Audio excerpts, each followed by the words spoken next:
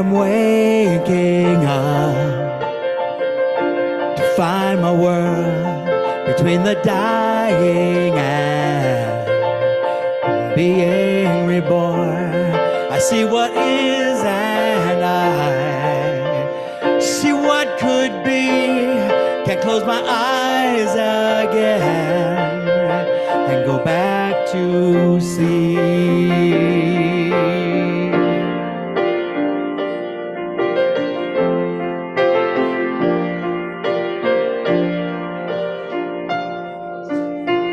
Fill my days with blessed unrest and my nights with dreams of justice. Make me a vessel for the turning of the tide.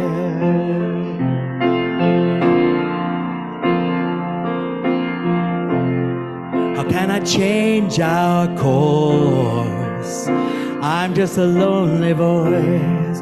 Wish I could lose myself in all the noise. But if we all would rise, a generation proud with a mighty song, we could turn this world around.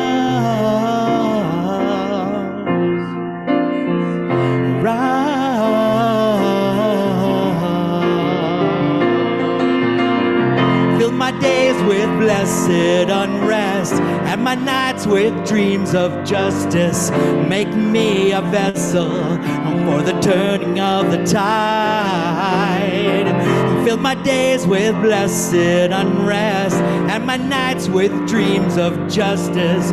Make me a vessel for the turning of the tide.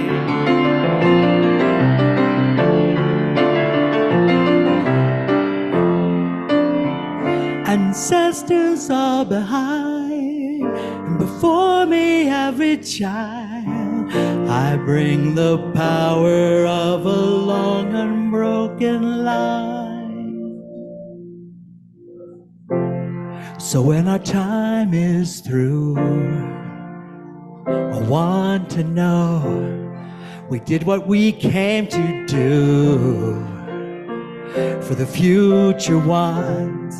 So in our darkest days, may we all be strong and give our lives so life may flow on. Fill my days with blessed unrest and my nights with dreams of justice. Make me a vessel. Fill my days with blessed unrest and my nights with dreams of justice. Make me a vessel for the turning of the tide. Make my days with blessed unrest and my nights with dreams of justice. Make me a vessel for the turning of the tide. Fill my days with blessed unrest and my nights with dreams of justice.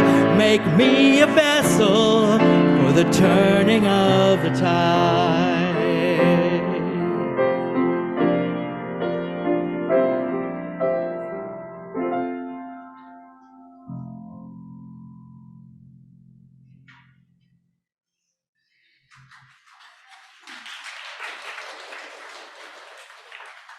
Good morning. Before I share the chalice lighting words, we have a special guest this morning who's going to do the chalice lighting and ringing the bell. Beth, would you come on up?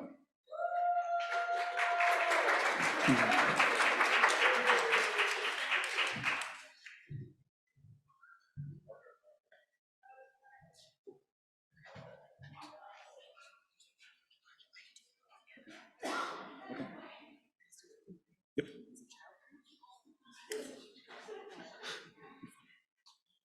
The words today are from Erica Hewitt. The chalice, as a symbol of Unitarian Universalism, arose as a beacon of hope in an atmosphere of tyranny.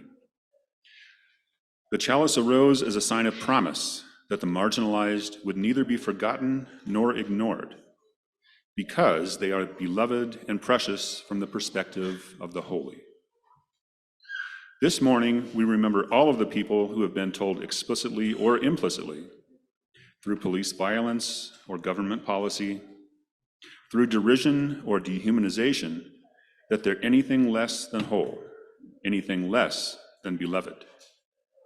As we each light a chalice in our homes, may we make of our lives a beacon, a symbol of our promise to draw the circle wide, a sign that we will not rest until all means all.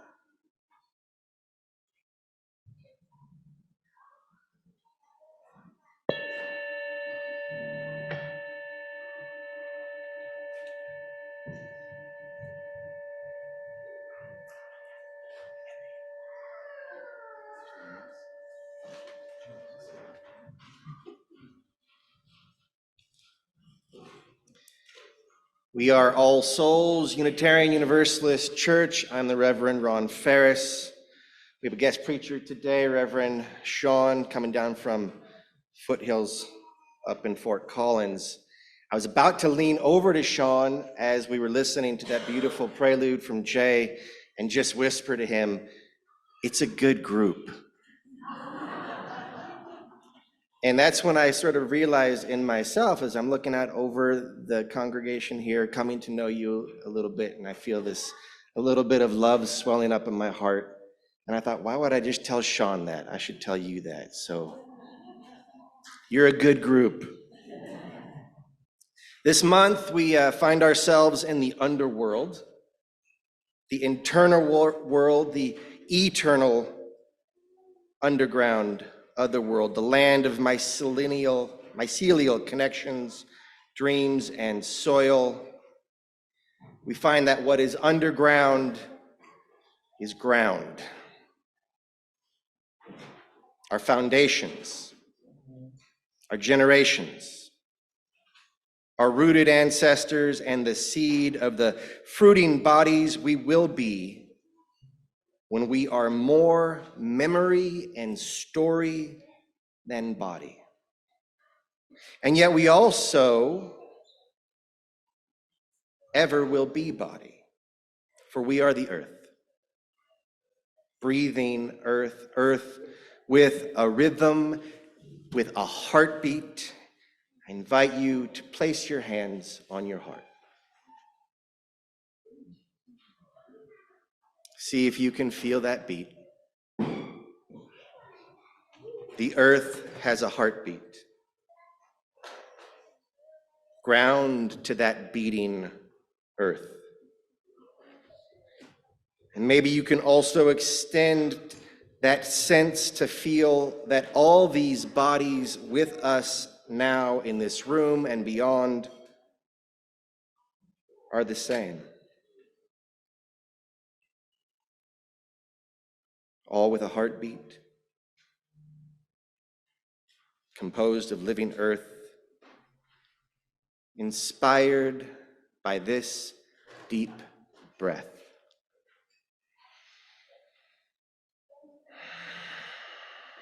Called by all our relations, by the sun, the wind, the waters, the land, called and made and remade, we are of the earth, the same earth that here has been cared for through centuries by the Ute, Comanche, Arapaho, Apache, Cheyenne, Kiowa, Pawnee, and Lakota.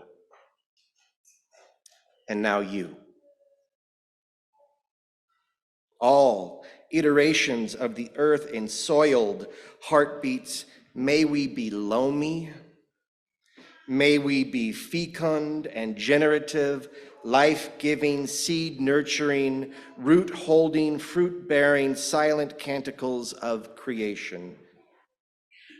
As such, we extend welcome to all who would be with us, no matter your history, no matter your failings or achievements, dispositions, traumas, pursuits, kinks, or economics. Here we honor experience by composting it to participate in reciprocal creation. We are all souls, and all souls are welcome here. Especially want to give a little shout out to our folks at home who are beaming in. Hello, you are welcome here as well.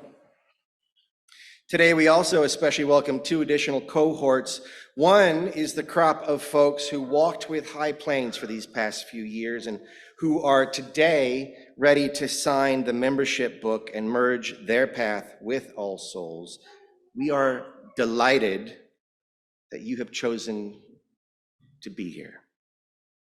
And to that group, I just want to say that we'll do the signing immediately after the service. So when everyone else is getting coffee, we'll be in here for a brief but important interlude, a very glad event. Please don't drink all the coffee, save some for the folks who are coming here afterwards. Another glad happening coming up is the reopening of Club Q next week.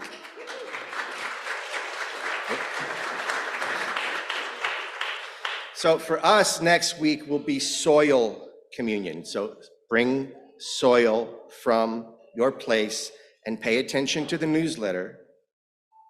That being the case, today is the day we orient ourselves directly to the LGBT community.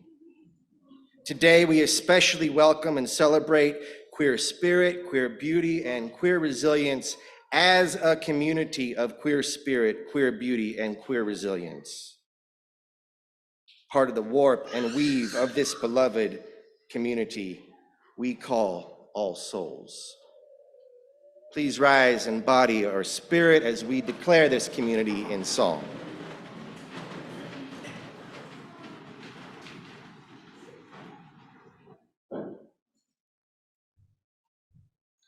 The opening hymn is 107. The words are up here, and if you want to read along in the turquoise book, 3 verses. Stand as you're able. Thanks.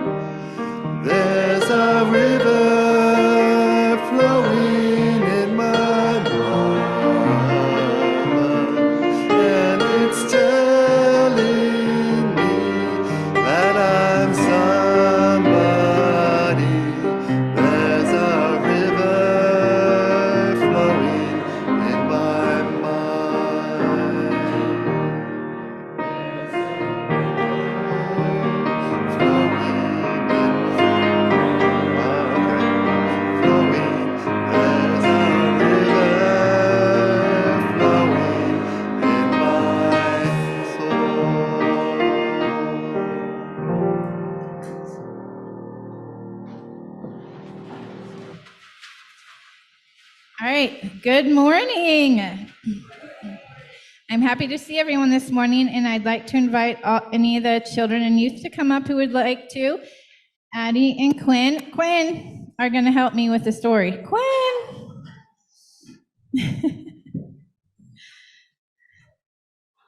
All right, today we are going to read the story of A Day in the Life of Marlon Bundo.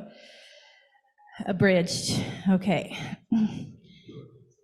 Hello, my name is Marlon Bundo, and I am a bunny. Marlon Bundo. This is a story of my very special day. My very special day started out like any other day. I woke up all alone. I ate breakfast alone. While I watched the news all alone. You see, sometimes my old stuffy house is lonely. After breakfast, I hopped over to the flowers to say hi to my bug friends. That is when I saw him. That is when I saw him. He was a big, fluffy bunny. A little higher. He was a big, fluffy bunny with the floppiest ears and the bushiest tail.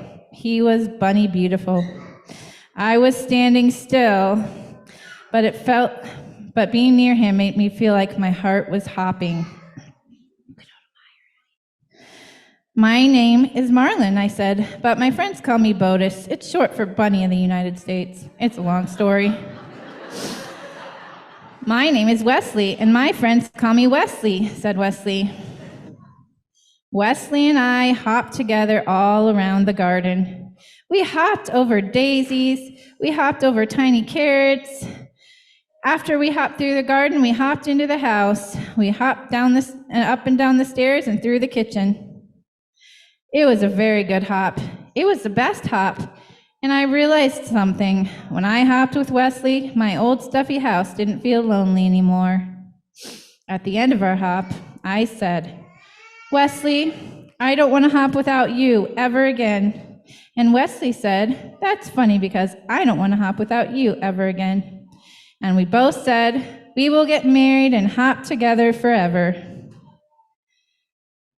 Where'd Quinn? Hello, everyone. We said to the animals in the garden, we are getting married so we can hop together forever. Hooray, said all our friends. Can you say hooray? Hooray. Because that's what friends say. Wait, said a scary voice. Stink bug. You can't get married. We looked around and saw that the scary voice was coming from the stink bug. Let me tell you a little bit about the stink bug. The stink bug was in charge. He was important.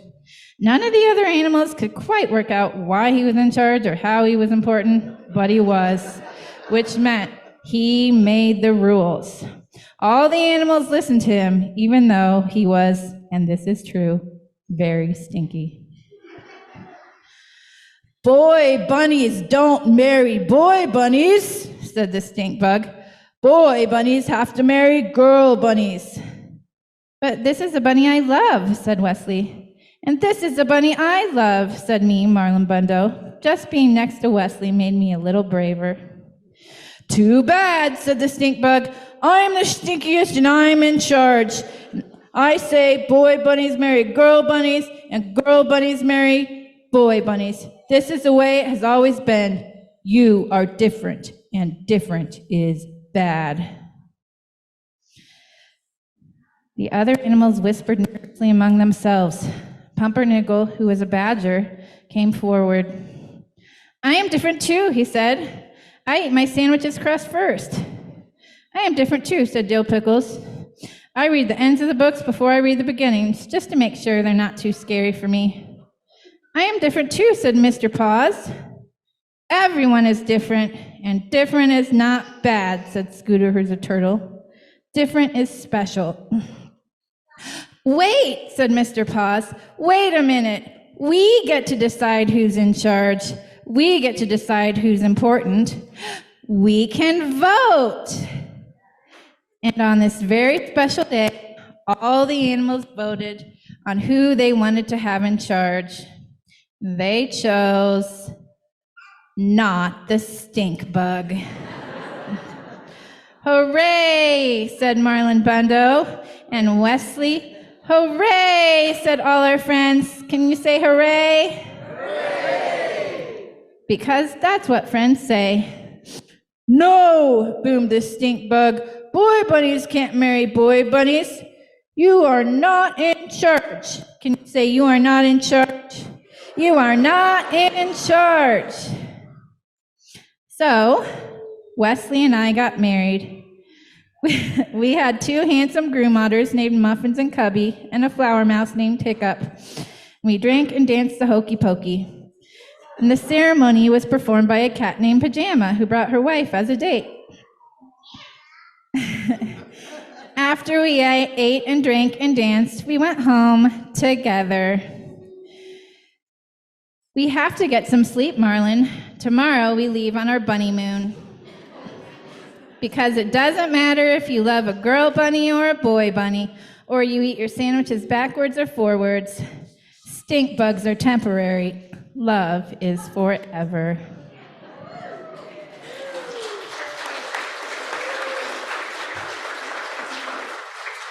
All right, if the kids can follow me out, and we'll sing you out through the tunnel of love.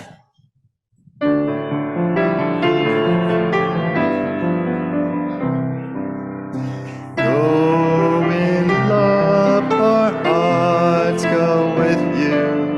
Go in joy, our hopes go too. Learn in love and grow in wisdom. Shine your light in all you do.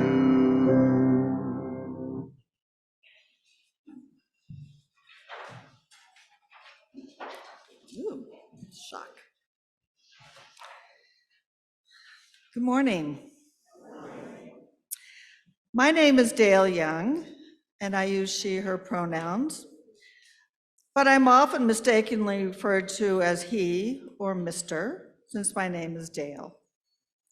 And truthfully, I always get a kick out of the momentary confusion it elicits from others. I am a member of the queer community, and when I came out in my early 40s, I identified as bisexual. Recently, pansexual, someone who's attracted to all genders, really is more fitting.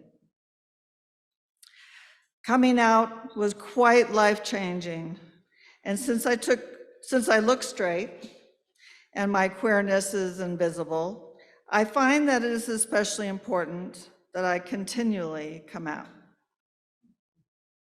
About 30 years ago, I fell in love with a woman after being married for 15 years to a man. I couldn't let it go.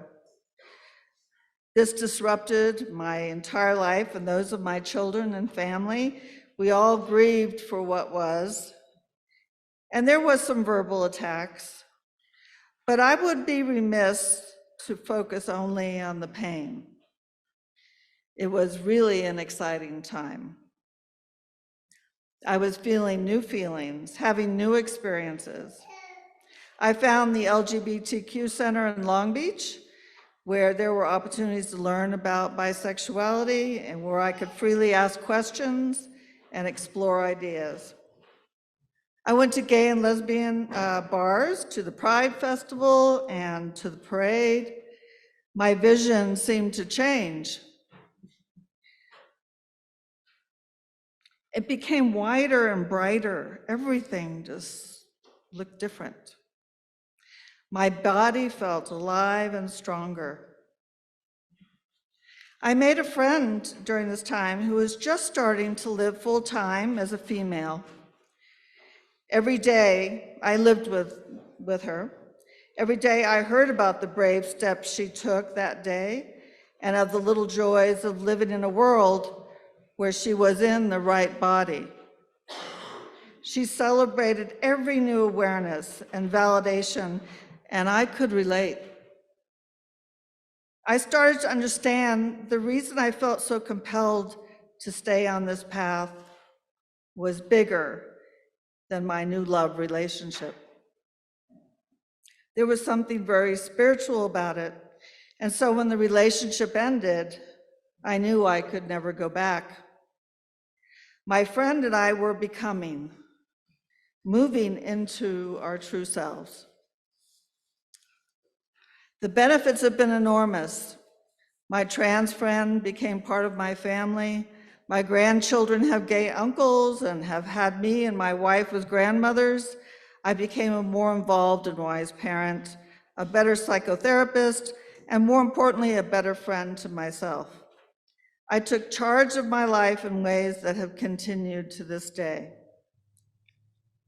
I must say, subsequent coming outs, or comings out, I don't know which to say, have not been as profound, thank goodness.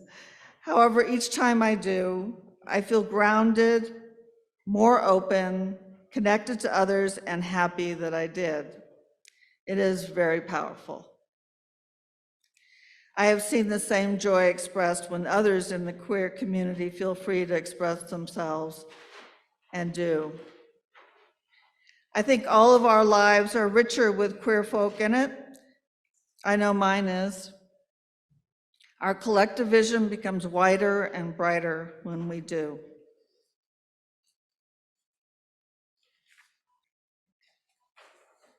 This Sunday, our collection plate goes to Inside Out Youth Services.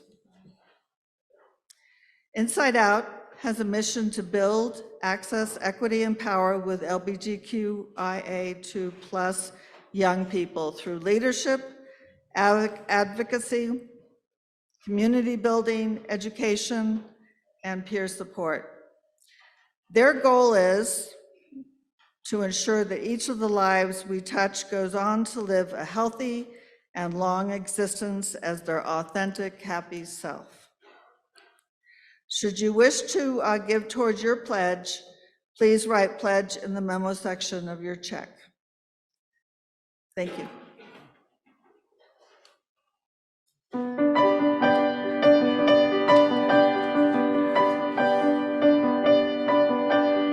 I'm not the clothes I'm wearing. I'm not a photograph. I'm not the car that I drive. I'm not the money I make.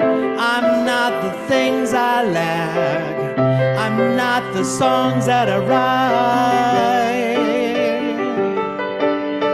I am who I am.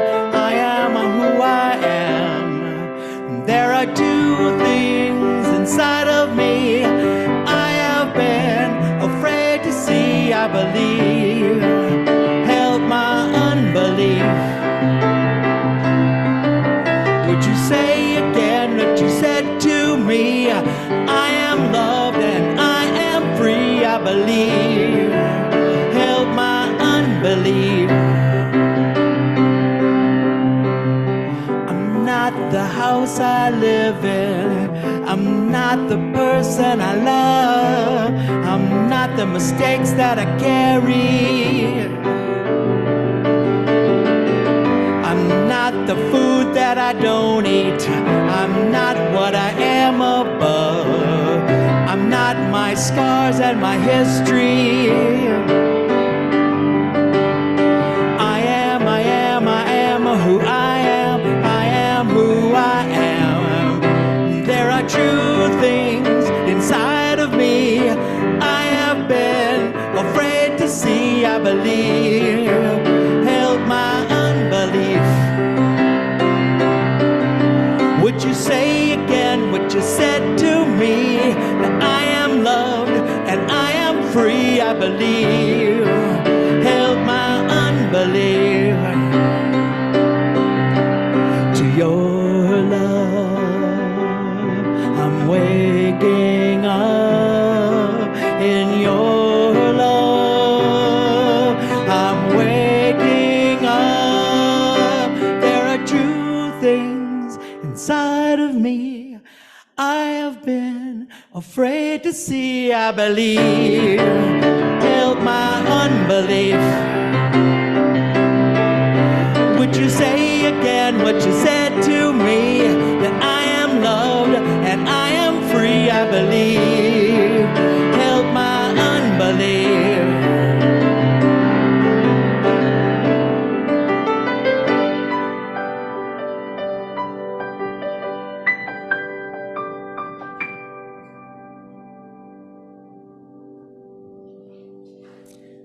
Thank you for your generosity and for helping us all to actively live out our seven principles.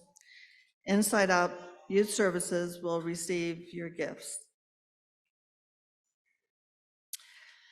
It is my pleasure to introduce to you our guest speaker today, Reverend Sean Neil-Barron.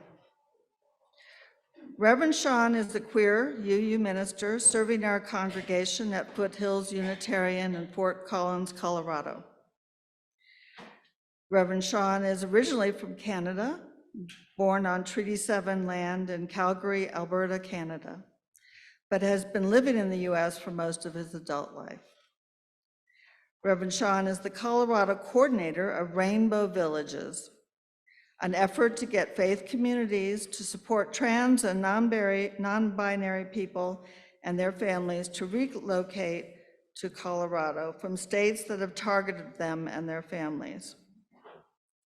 Our own QU community group has been pleased to be able to work with Reverend Sean in this effort, supporting 2 passengers to safely settle in Colorado Springs.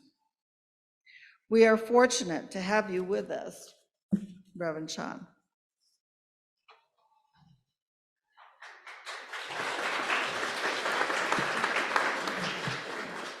It's good to be here. They say the rule of thumb when you're guest preaching is to always be shorter than the person who usually preaches, in length, that is, not in height. And I'm afraid I'll disappoint you there. I want you to know, Silen Wellington begins their poem, "If the future is trans," I want you to know the best things haven't happened yet. I'm sitting in a darkened theater 1 year after Silen was the target of an orchestrated right-wing assault. After scandal, school uses witch to address LGBTQ issues, the headline reads. Silen goes on. Google alerts arrive to the inbox, first on the blog, Parents Defending Education, then the Epoch Times, Daily Caller, Breitbart, all the way to the UK, then Fox News. Silen describes themselves as a sculptor of sound, an artist of people, a witch, a genderqueer shapeshifter, a mercurial story collector, and lover, amongst other things.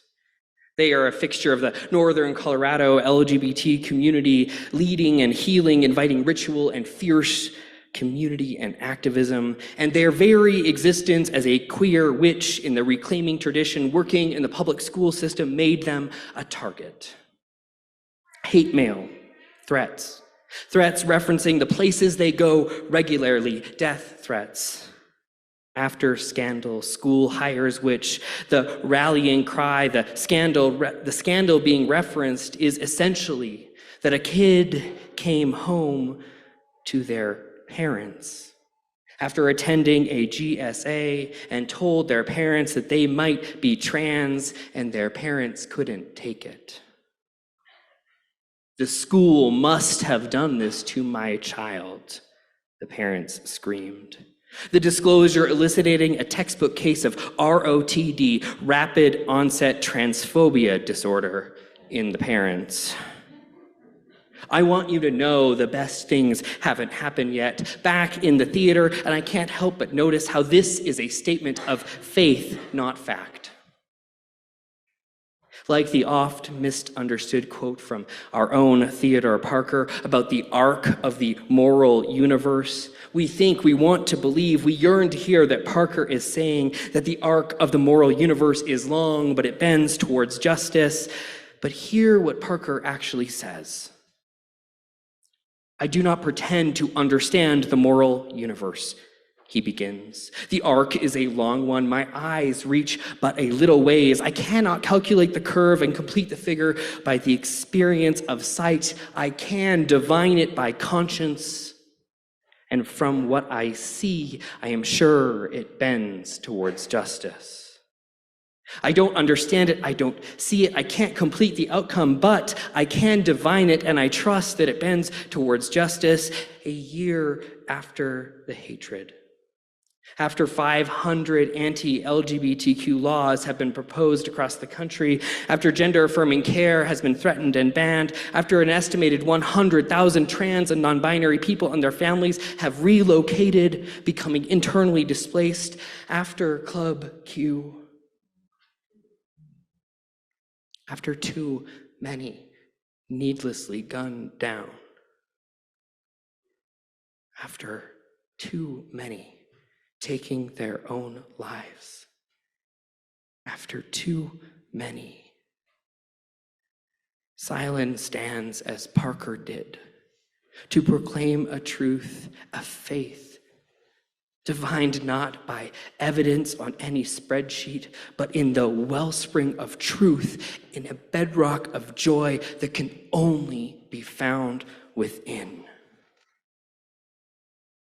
Their words ring out in the theater. I want you to know the best things haven't happened yet.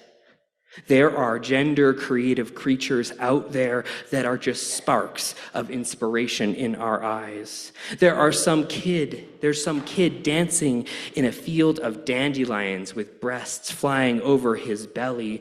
There are some kids wearing a sparkly superhero cape, a smirk, no tremble of fear, and walking all confident into whatever bathroom they please. There's a kid out there inventing pronouns that are going to leave us tongue-tied. All we have to do is blink, and we'll open our eyes to some new tomorrow where those trans kids will be schooling us, correcting our grammar, and rolling their eyes, saying something like, "Trans is so old school." Whoever decided on that word. They're going to give us a new queer dictionary. They're going to fill our shelves with biodegradable glitter. They're going to humble us. They're going to make us think, oh my gods, how did I think the world was so small? And I can feel nothing but pure and deep, profound joy watching Silen say those words after a year of hate. Because in that theater, it is an oasis that exists where we can taste a future of so much freedom and joy that no matter the swirl of hatred, that I too in that moment can divine something of the arc of the moral universe, and I can float in that bliss, resting my weary soul.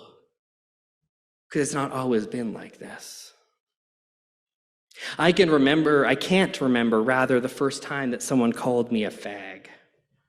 That honor would probably go to a fellow elementary school classmate. Small disclaimer here, I'm going to say the word fag a bunch of times. But I'm going to invite us to lean in to trust that we can handle this word, because it may not end up where you think I'm going. Well, I can't remember the exact moment of that first epithet. I can imagine it, recreate it, because it happened so many times.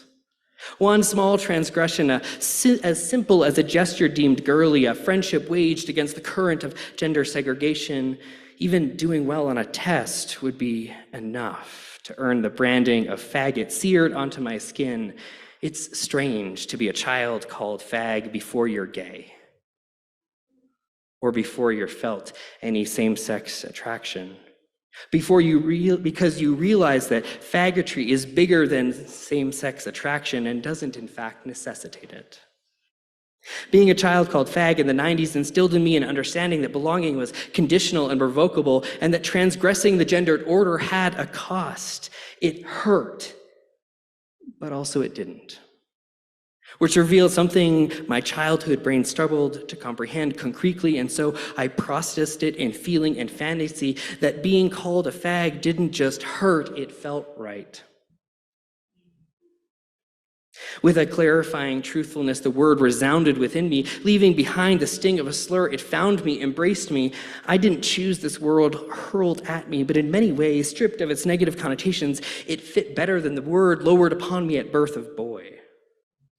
I was always a haphazard boy, but a more consistent fag. So this word and I developed a strange and sacred kinship. It saw me, revealed me, terrified, yet allured me. It was a site of violence and imitation, but also empowerment. While others seen fag as limp, passive, and emasculating, for me, fag was about gender obliviousness, catalyzing freedom. An authenticity of embodiment, pliable, liquid, unconfinable. Subversive is how I'd say that now, liberating definitely, but also powerful. For when someone called me fag, I could detect within their detestation, a fear of what I was. Could I be contagious? Did I want to be? Or was I a mirror, a nightmare of reflections? First, mirroring back the fact that they might be like me. Second, mirroring that if they were like me and they looked in the mirror, they were already their own bully. How is it that we can become our biggest bully? What a task for a child to hold, what a burden for a parent to offload. And how strange is it that you might find a gender home in a slur? More in the words of a bully than in the pronouncements of parents and friends. It's a tad strange that in some queer way my seeming perversion was also my freedom. How strange that, but also how sacred. I want you to know the best things haven't happened yet. The insistence to transgress the social order, not to harm, but to avoid harming ourselves, spawns ridicule, yes, but also a joy beyond comprehension, a defiant joy that sees the state of violence for people like us, sees the fear and the political calculus leveled against our communities, hears the news of my neighbor's pride flag being burned a second time last night, and still would never go back, would never wish it away, would never wish for the spirit to be tamed. No one finds themselves in a closet of their own making. It is queer joy that when violence arrives at our doorstep, as it did a year ago here, the response is never to shrink down, to decide to be less of ourselves, to play it straight, or go back in the closet, and not because we aren't afraid or because we don't know the cost, because silence has always meant death. And so, you gathered, decidedly not silence, in this sacred space and outside Club Q, alongside people from across the state and the country, to grieve and remember, but also to remember that silence is not our birthright.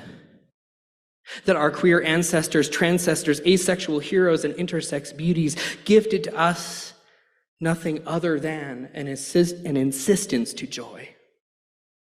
A queer joy that is almost undefinable as it is uncontainable. Queer joy is coming out to yourself and your truth for the first time and for the 100th time.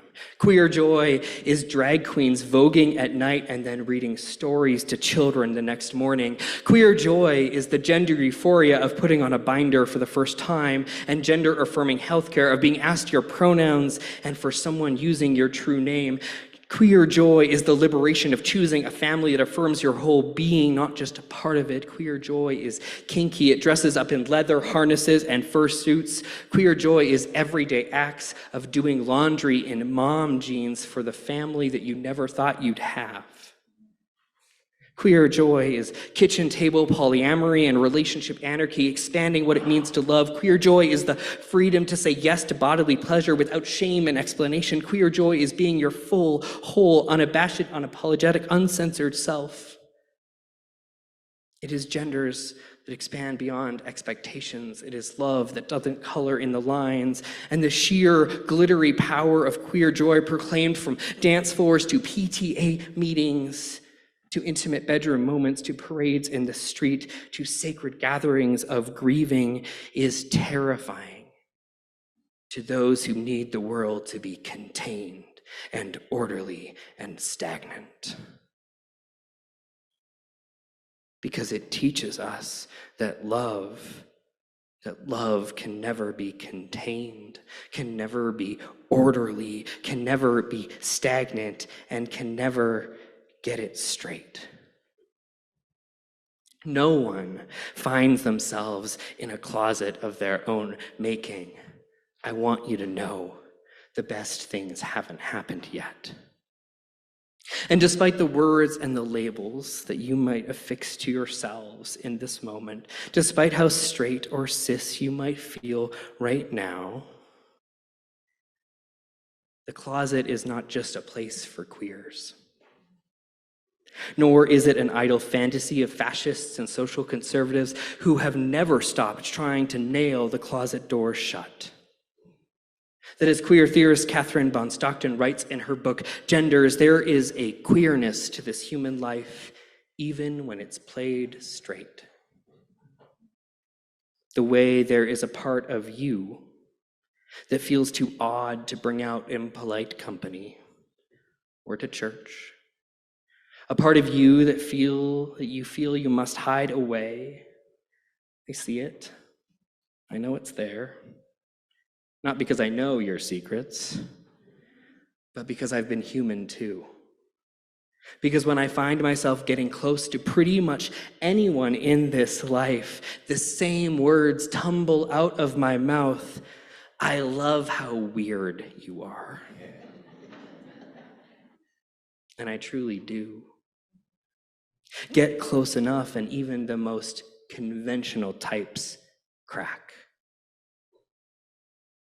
We are all strange creatures, beautiful ones, a bit out of place in this life, attempting to be true, attempting to be good, fumbling, failing, all a little bit queer if we let ourselves be, and that's the beauty. Queer as in strange, bizarre, and offbeat. Queer as in failing completely and categorically to be only one thing. Queer as in delicious, holy revelation. And all of this talk of queerness makes me want to queer everything, to find the freedom in the strange, the joy in the definitely not that. Queer like the lingering sweetness I imagine on Eve's smiling lips as she strode out of Eden. Yes, that Eve. From the story that was supposed to keep us in check and shame us. But in my imagination, there Eve is, never looking back, head held up high, the full-bodied sweetness of the fruit tasted and of the truth embodied lingers. She knows. She knows you can't be banished from a prison. You're set free. Because in that moment of claiming truth, delicious rebellion and revelation. In that moment, she realizes maybe Eden is the bad place. Maybe the world as it is isn't the world we want to live in. Maybe the script we've been handed, the script you've been handed, doesn't contain the lines that need to be said, the dialogue that needs to be held. Maybe the cast list at the beginning doesn't contain the characters that I contain, that you contain, the ones that you want to play for a moment or a lifetime. And just like that, just like other earth-shadowing revelations, that Soylent Green is people, that Vader is Luke's father, that when the kid says he sees dead people, he means it, that this is the Matrix and that Nixon was a crook.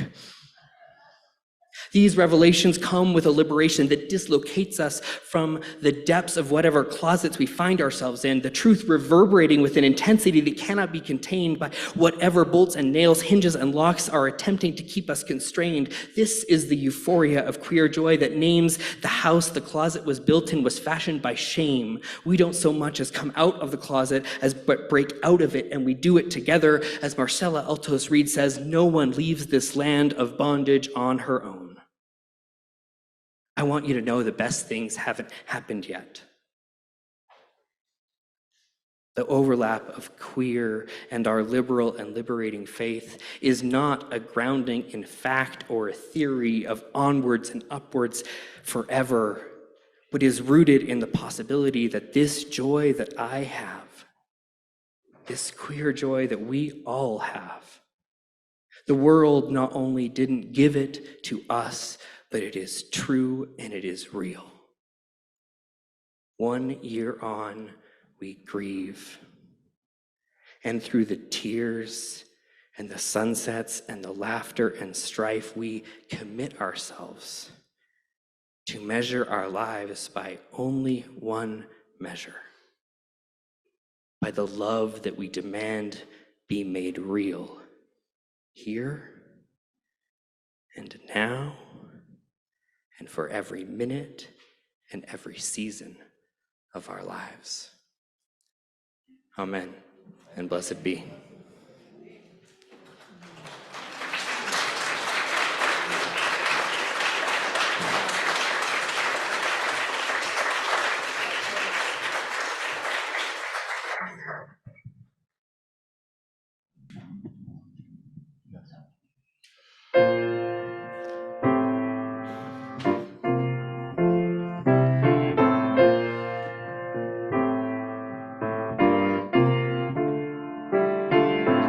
$525,600 minutes, 525,000 moments, oh dear.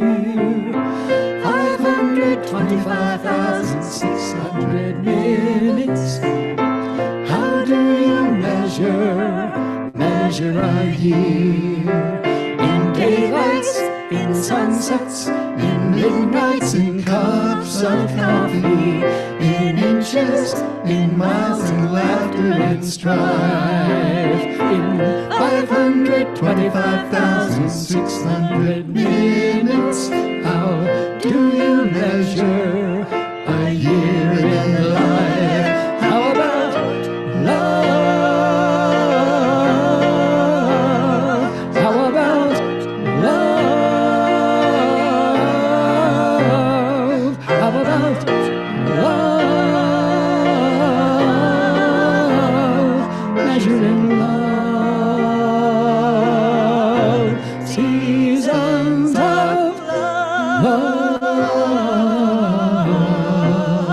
Seasons of love.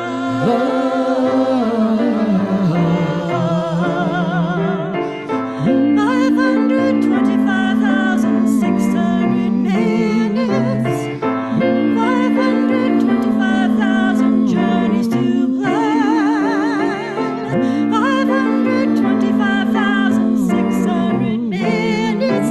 How do you measure the life of a woman or a man?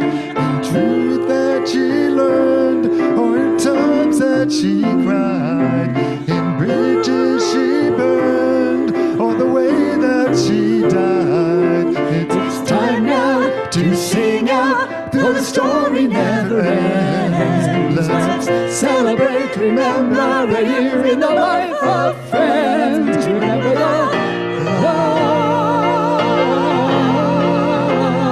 Remember the love. Remember the love. Measuring love.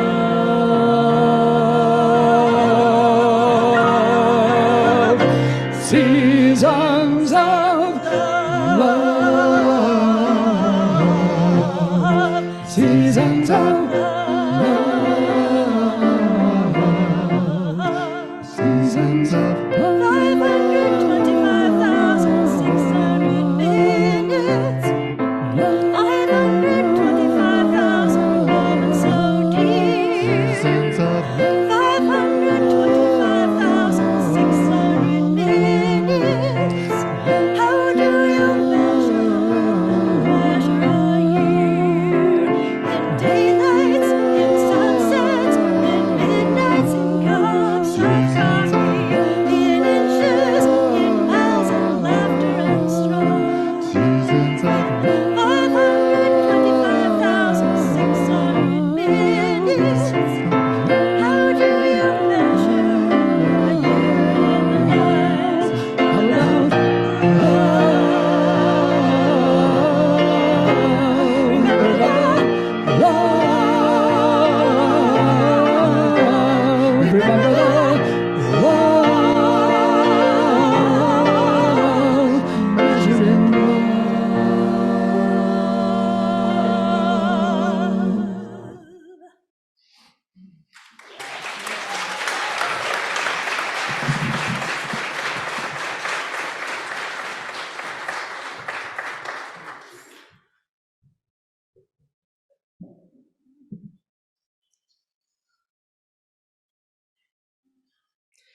Let's talk a moment about closets. The closet's where we hide ourselves, our true selves, because we're afraid who we are isn't acceptable, lovable, or enough. We live in a world of so many closets. So many parts of ourselves and our lives that we hide away, the struggling parts, the nerdy parts, the dysphoric and euphoric parts, the parts of us that we're afraid are too much or not enough, the places of stolen joy and pleasure, the moments in our past that seem too scary to name. There is a seduction of the closet that is in part truth and in part lie. The truth is we don't live yet in a world where the belovedness of each person is honored and cherished, so it can sometimes be a safe refuge not to be scoffed at. However, hiding never guarantees safety, nor is there enough room to unfold ourselves in secret into the beautiful fullness of who we are. And ask any LGBTQ person, like Dale testified to earlier, who has made their way out of the closet, if they would go back despite the hardships. Few would. And so in the words of Harvey Milk, I'm here to recruit you into a ritual of commitment to our own and others' liberation. Ron is going to help me here. A ritual of inviting us to unlock the closet door for ourselves and for others. So let's begin with a moment of introspection. Invite each of you to quietly name to yourselves the part of your life where you wish to crack open the closet door. This is a space perhaps known only to you, where truths and dreams have been kept away. Recognize it, name it, feel its presence. In just a moment, I'm going to invite you to come forward. Dale and Justin are going to be up here in the aisles. I'm going to invite you to come forward and receive a key, an actual key. In this moment, I want you to imagine that that key would open the door to that freedom you're seeking. So I invite you to come forward, row by row, to receive your key, the key that invites freedom, a key that is a symbol of unlocking that closet door.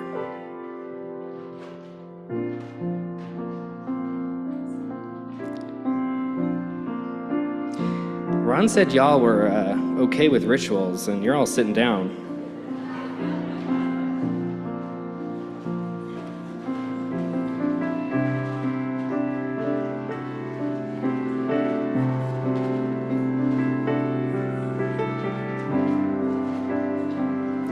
And as you bring that key back to your seat, I want you to hold it tenderly in your hands.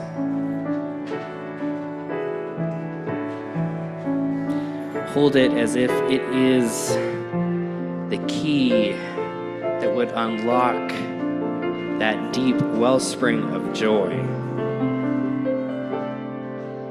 It's not just a piece of metal, but it's a symbol of your courage, of your journey, of your authenticity.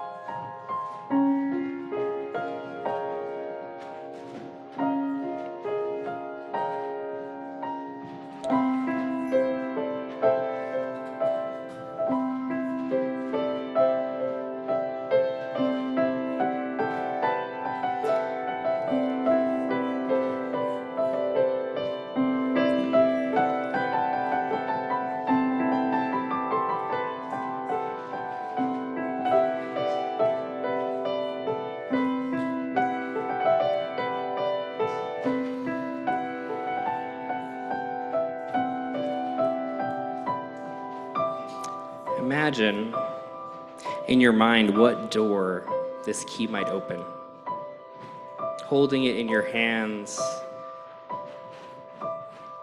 imagine how the call of love is inviting, is beckoning, emboldening you to unlock and unleash what lives in there. What would it take for you to live here? What would it take to live this free?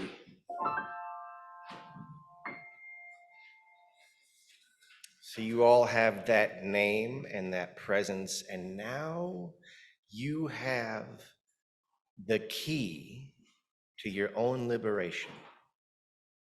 Of course, you always have had that key, Yeah, but now it's just a key. Yeah,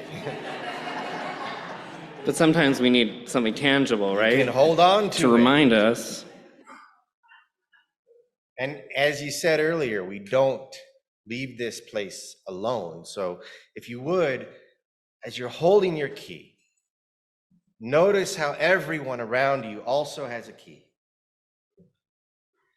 Feel how they too are longing for liberation, longing for authenticity, longing for weirdness. Your key might be the exact key that they need. And because we are bound up together, I invite you to find somebody around you and give them your key. This act of exchange is a gesture of trust and solidarity, and as you give your key away, you share a part of your journey with them and they with you. In receiving a key from another, acknowledge the trust that they've placed in you. The exchange binds us in our shared aspirations for liberation, understanding, and the courage to face what has been hidden. I invite you to hold your keys in both your hands. Holding our keys woven together in the fabric of life and joy, we offer this final blessing. This is a blessing for all the keys. All the keys that unlock the tender truths within our hearts, that free the fearful places, the unseen spaces, the possible promises of a life lived wholeheartedly, whole bodily. This is a blessing for the people who turn the keys, the intentions we set, the courage we give to one another as we move together, stepping out with all this beauty, all this joy, and all this love together. Amen. And blessed be.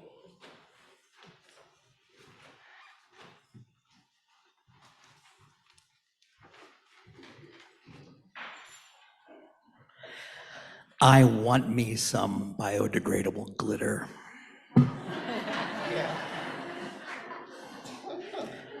We're going to do it again.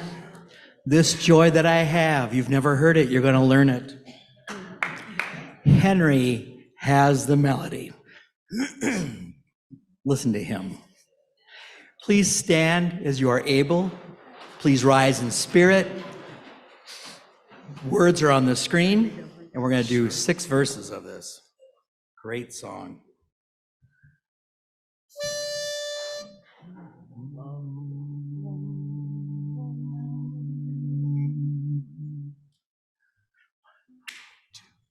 One, two, three. This joy that I have, the world didn't give it to me. This joy that I have, the world didn't give it to me. This joy that I have, the world didn't give it to me. The world didn't give it, the world can't take it away. Strength. This strength that I have, the world didn't give it to me. This strength that I have, the world didn't give it to me. This strength that I have, The world didn't give it to me. The world didn't give it. The world can't take it away. Love. This love that I have, the world didn't give it to me. No, no. This love that I have, the world didn't give it to me. This love that I have, the world didn't give it to me. The world didn't give it, the world can't take it away. Pride. This pride that I have, the world didn't give it to me. No, no, this pride that I have, the world didn't give it to me. This pride that I have, the world didn't give it to me. The world didn't give it, the world can't take it away. This peace that I have, the world didn't give it to me. No, the world didn't. This joy that I have, the world didn't give it to me. Don't you know that This peace that I have, the world didn't give it to me. Oh, yeah, yeah. The world didn't give it, the world can't take it away. Take it away. Here we go. This joy that I have, the world didn't give it to me. No, this joy that I have, the world didn't give it to me. This joy that I have, the world didn't give it to me. The world didn't give it, the world can't take it away. Do it again. The world didn't give it, the world can't give it away. One more time. The world didn't give it, the world can't give it away.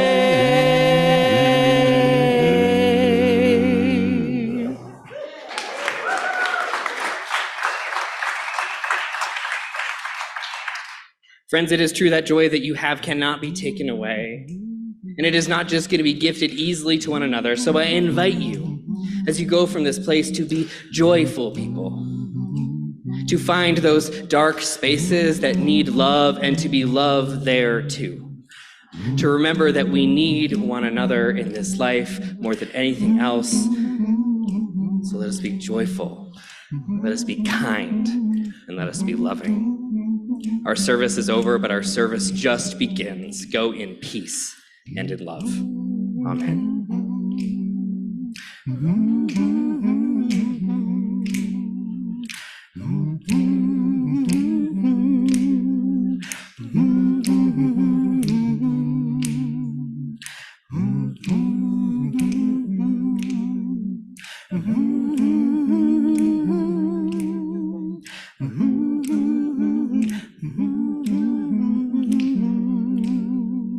Peace. This peace that I have, the world didn't give it to me. This peace that I have, the world didn't give it to me. This peace that I have, the world didn't give it to me. The world didn't give it, the world can't take it away. This joy that I have, the world didn't give it to me. Oh, this joy that I have, the world didn't give it to me. No, no, this joy that I have, the world didn't give it to me. The world didn't give it, the world can't take it away. 3 times. The world didn't give it, the world can't take it away. One more time now. The world didn't give it, the world can't take it away.